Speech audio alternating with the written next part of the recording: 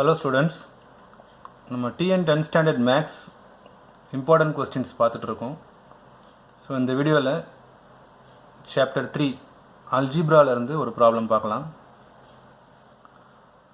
The number of volleyball games that must be scheduled in a league with n teams is given by g of n is equal to n square minus n the whole divided by 2, where each team plays with every other team exactly once.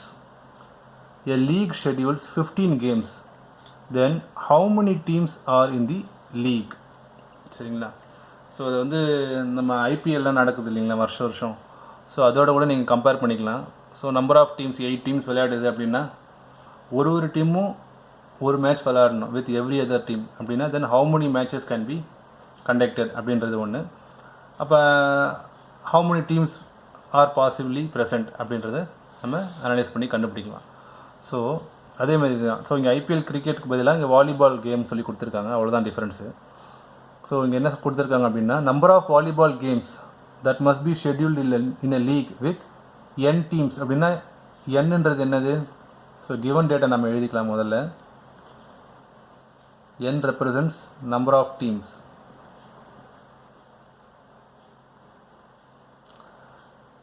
So the number of volleyball games that must be scheduled in a league with n teams is given by g of n. அப்படின்னா number of volleyball games represent பண்ணக்கூடிய function என்னது அப்படின்னா g of n. சரிங்களா? இப்போ பாருங்கள், n represents number of teams, g of n represents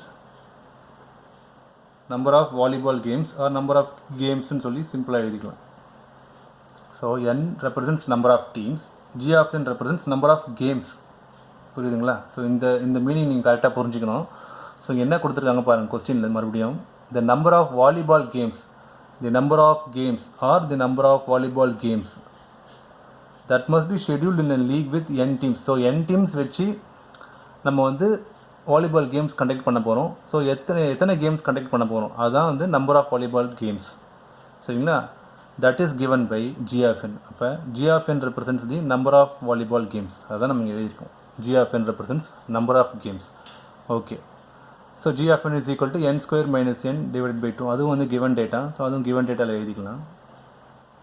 G of n is equal to n square minus n the whole divided by 2. இதில் வந்து where each team plays with every other team exactly once. So ஒரு டீமும் இன்னொரு team கூட விளையாட போகுது. எத்தனை தடவை விளையாடும் அப்படின்னாக்கா எக்ஸாக்ட்லி ஒன் டைம் தான் விளையாட போகுது. Okay. A league schedules 15 games. Okay. So number of games வந்து 15 கேம்ஸ் ஷெட்யூல் பண்ணுறாங்க. ஸோ அப்படி இருக்கிற பட்சத்தில் how many teams are present in the league அப்படின்னு கேட்குறாங்க. So a league schedules 15 games அப்படின்னா நம்பர் ஆஃப் கேம்ஸ் வந்து 15 சொல்லி கொடுத்துட்டாங்க. சரிங்களா? So n represents okay n represents number of teams, g of n represents number of games. கரெக்டுங்களா?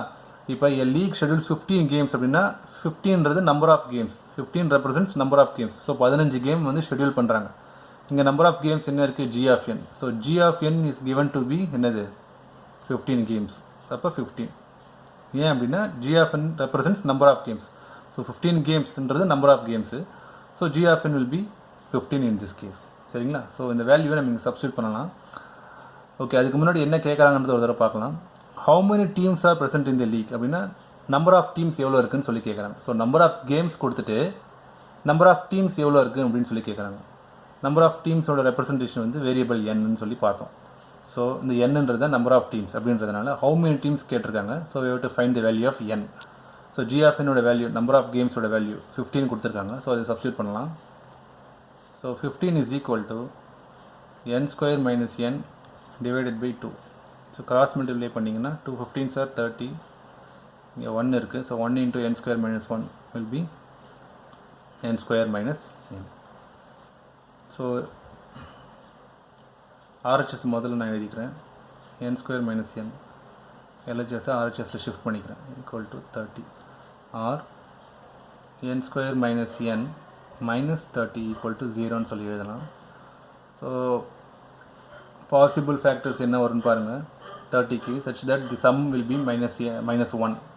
So factorisation மெத்தடில் solve பண்ணலாம், இல்லை ஃபார்முலா மெத்தடில் சால்வ் பண்ணலாம். ஸோ ஃபேக்டரைசேஷன் மெத்தடில் பார்த்தீங்கன்னா இப்போ 6 and 5ன்னு சொல்லி கன்சிடர் பண்ணுங்கள். ஸோ -6, 5 எடுத்தீங்க அப்படின்னா -6 + 5 will be -1. At the same time -6 × 5 will be -30. So n square minus n எப்படி எழுத போகிறோம் இப்போ -6n + 5n எழுதலாம் -30 = 0. ஸோ இந்த ஸ்டெப் உங்களுக்கு ஆல்ரெடி தெரிஞ்சிருக்கும்னு நினைக்கிறேன், நீங்கள் ஸ்கூலில் படிச்சிருப்பீங்க. இதெல்லாம் நான் உங்களுக்கு ஷார்ட்டாக எக்ஸ்பிளைன் பண்ணுறேன் எப்படின்ட்டு, இந்த ஈக்குவேஷன் எப்படி எழுதுகிறோம் அப்படின்றது. ஸோ இங்கே 30 இருக்குது சரிங்களா. இப்போ பாருங்கள் 30 மட்டும் கன்சிடர் பண்ணலாம். இதனுடைய ஃபேக்டரைசேஷன் பண்ணோம் அப்படின்னா ஃபேக்டரைஸ் பண்ணும்போது என்ன வரும், 2 15s are 30, 3 5s are 15, 5 1 is 5. So இதெல்லாமே பார்த்தீங்கன்னா prime numbers. 2 is a prime number, 3 is a prime number, 5 is a prime number. So factorisation of 13 நம்ம சொல்லலாம் அப்படின்னா prime factorization of 30 அப்படின்னு கூட சொல்லலாம். So 30 can be expressed as 2 × 3 × 5. இதுதான் வந்து 30 சரிங்களா. இந்த மைனஸ் இங்கே இருக்கிற மைனஸ் இங்கே இருக்கிற மைனஸ் இப்போதைக்கு அதை இக்னோர் பண்ணலாம், லேட்டரான் நம்ம கன்சிடர் பண்ணிக்கலாம் அதை. ஸோ இங்கே கோஎஃபிஷியன்ட் ஆஃப் n வந்து -1 இருக்குது. ஸோ அதனோட அப்சல்யூட் வேல்யூன்ற மாதிரி பார்த்தீங்கன்னா ஜஸ்ட் 1 இருக்குது சரிங்களா. இங்கே வந்து 13 இருக்குது. ஸோ இங்கே 1ன்ற டேர்ம் இருக்குது, இங்கே 30ன்ற டேர்ம் இருக்குது. இப்போ பாருங்கள் 2 நம்பர் கன்சிடர் பண்ணணும். அந்த 2 நம்பரை மல்டிப்ளை பண்ணனா எனக்கு வந்து 30 வரணும். அந்த 2 நம்பரை ஆடோ இல்லை சப்ட்ராக்ட் பண்ணேன் அப்படின்னாக்கா எனக்கு வந்து இந்த 1 வரணும் சரிங்களா. இப்போ பாருங்கள் 2 × 3 நான் தனியாக அப்படி குரூப் பண்ணி எழுதுகிறேன். 2 3s are 6 இன்ட்டு இந்த 5 நான் அப்படி எழுதுறேன். 1 second 6 5s are 30 தானே. அப்படி இல்லைன்னா இது ரெண்டுத்தையும் நான் குரூப் பண்ணலாம். 3 5s are 15, 2 left out term இருக்குது. 2 × 15 பண்ணி பாருங்கள், மறுபடியும் 30 தான் வருது. ஸோ நம்ம கன்வீனியன்ஸ்க்கு ஏற்ற மாதிரி நம்ம எந்த டேர்ம்ஸ் சூஸ் பண்ணோம் அப்படின்றத நம்ம டிசைட் பண்ணிக்கலாம். இப்போ இதில் பாருங்கள் 2 3s are 6 மட்டும் நான் தனியாக எழுதிட்டேன். இந்த லெஃப்ட் அவுட் டேர்ம் 5ன்றது நான் வந்து அப்படியே ஆசச் ரிட்டைன் பண்ணிவிட்டு நான் மல்டிப்ளை பண்ணி செக் பண்ணுறேன் என்ன வருது அப்படின்ட்டு. ஸோ 6 × 5 is 30 சொல்லி நமக்கு வருது. ஓகே, இப்போ 6 5s are 30. ஸோ இந்த 2 நம்பர் நான் சூஸ் பண்ணுறேன், ரெண்டுத்தையும் மல்டிப்ளை பண்ணால் எனக்கு 30 வருது. ஓகே, இங்கே கோஎஃபிஷியன்ட் ஆஃப் n வந்து -1ன்னு சொல்லியிருக்கு சரிங்களா. அதாவது 1ன்னு இருக்குது மேக்னிடியூட்னு பார்த்தீங்கன்னா. இப்போ இந்த 6 and 5 நான் கன்சிடர் பண்ணுறேன் அப்படின்னா 6 × 5 13 வந்துச்சு கான்ஸ்டன்ட்டு. இங்கே 1ன்றது வரணும், ஆடோ சப்ட்ராக்டோ பண்ணேன் அப்படின்னாங்க. 6 + 5 பண்ணிங்கன்னா 11, 6 - 5 பண்ணிங்கன்னா 1ன்னு வருது. ஸோ கோஎஃபிஷியன்ட் ஆஃப் n வந்து -1 இருக்கக்கூடிய அந்த 1 வந்துருச்சு நமக்கு ஆல்ரெடி சரிங்களா. So I have to consider these 2 number 6 and 5.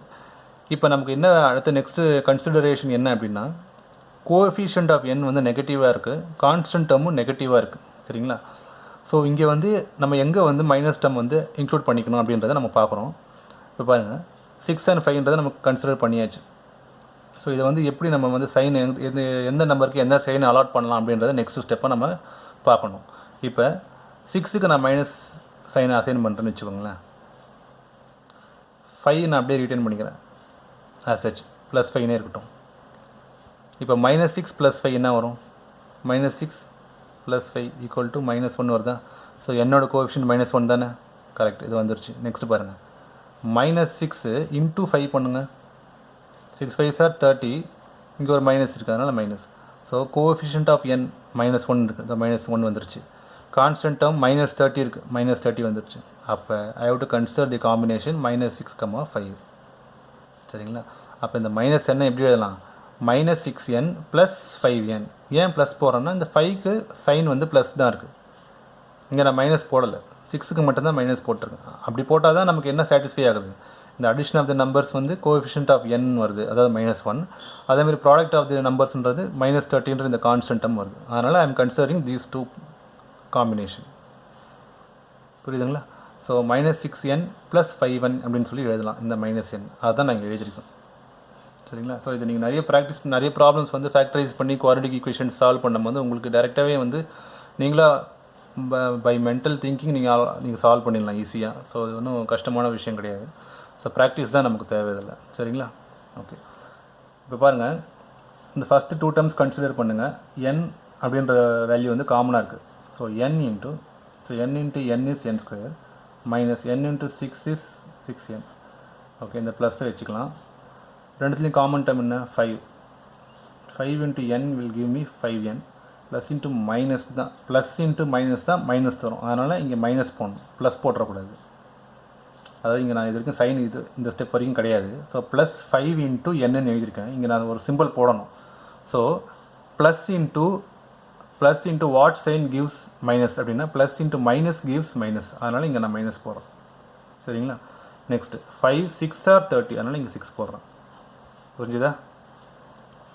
இப்போ n-6 n-6 ரெண்டு டேர்ம், அதாவது n இன்ட்டு n-6ன்றது ஃபஸ்ட்டு டேர்ம், 5 இன்ட்டு n-6 அப்படின்றது செகண்ட் டேர்ம். ரெண்டு டேர்ம்ஸ்லையும் n-6ன்றது காமனாக இருக்குது. அப்போ n-6 காமனாக நம்ம வெளியில் எடுத்துடலாம். இன்ட்டு n-6 வெளியில் எடுத்துட்டோம் ஃபஸ்ட்டு டேர்மில். அப்போ what is the left out term? n. இங்கேயும் n-6 வெளியில் எடுத்துட்டோம். அப்போ what is the left out term? Plus 5.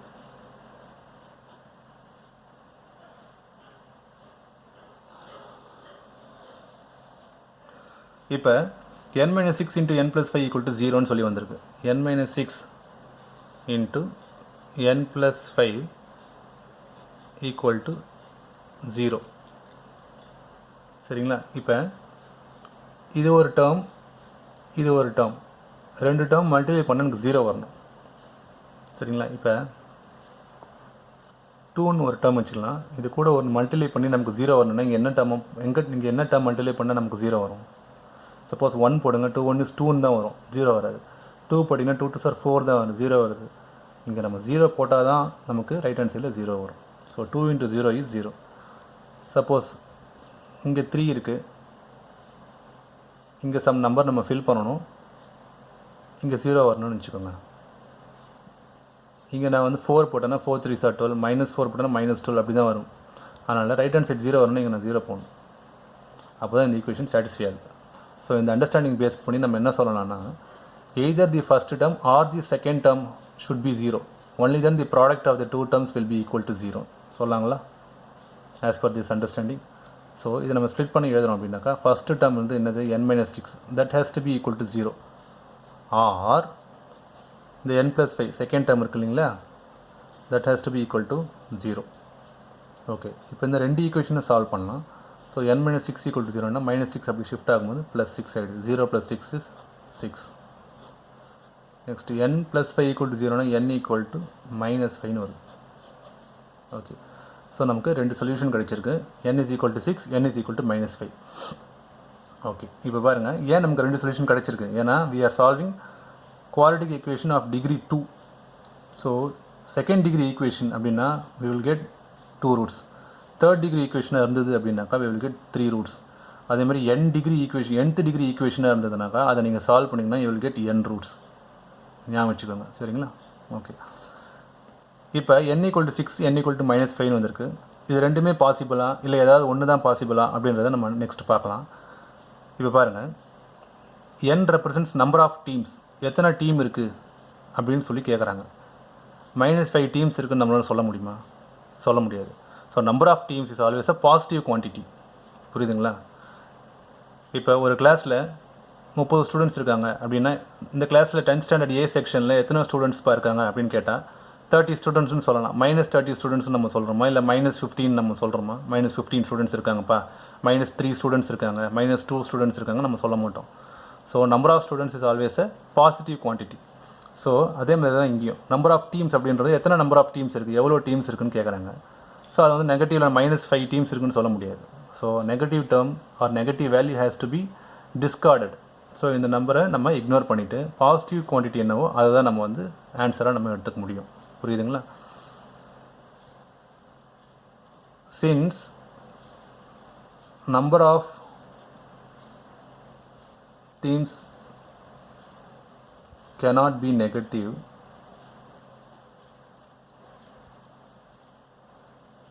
n is equal to -5ன்றதை நம்ம இக்னோர் பண்ணுறோம். is ignored. Therefore how many teams are in the league அப்படின்றதுக்கு ஆன்சர் என்ன? 6 teams. 6 teams are in the league. So this completes the solution. Thank you, students.